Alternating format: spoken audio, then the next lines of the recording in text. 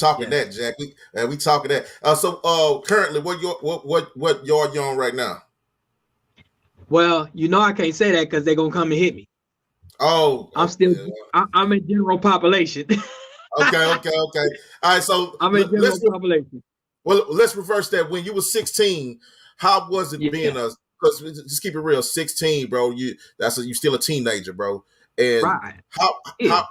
how was it being a 16-year-old child, bro, going into the blood module in LA County Jail and then hitting the main line in CDC?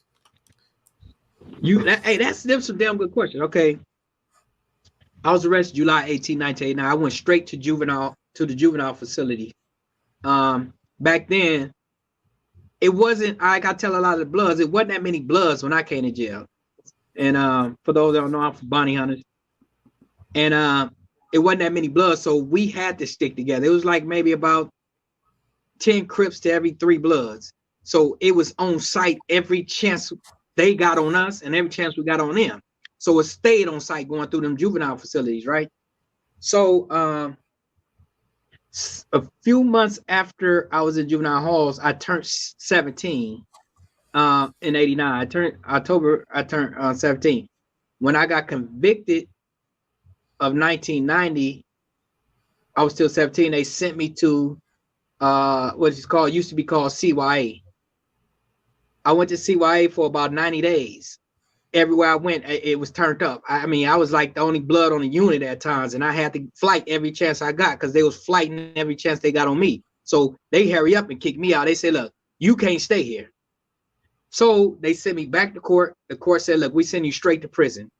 Around the time, about 2 months before I turned 18, they were sending me to prison, but now I went to the county jail with the adults now. And like you say, the blood module.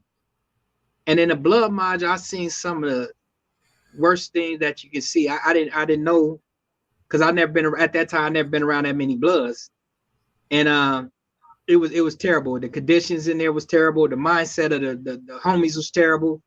It was motherfuckers praying on each other. It was just foul. But me being from where I'm from, I was pretty cool. My homies, they protected me in there, so to speak.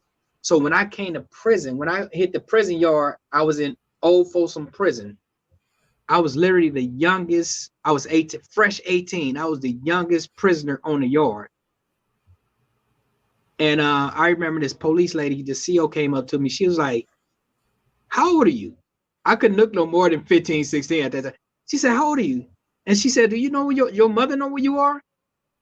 But I had the man all the way up because I knew what I was getting myself into, because the homies in the modules, they already prepared me for what I was getting into.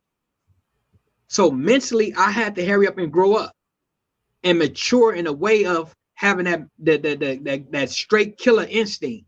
You had to have a killer instinct back when I first came to prison, because the key thing that my homies was telling you, don't let nobody get over on your nothing. Fear none of these dudes. And I had to go in there with that mentality, because I was like a little kid. And I came in and I went to prison with that mentality, even though there was times that I felt like I was spooked, but I couldn't let that show. Because I'm telling you, they was going to eat you alive back then. So it was easy for me to learn how to make weapons and use them whenever I need to use them. Because if you hesitated, they was going to get you. You feel me? Did I answer your question? Yeah, no, you damn sure answered it. Go ahead, Pico. Okay. I was gonna ask you, so what was that first instance that you feel you was tested or somebody tried you when you had gotten locked up?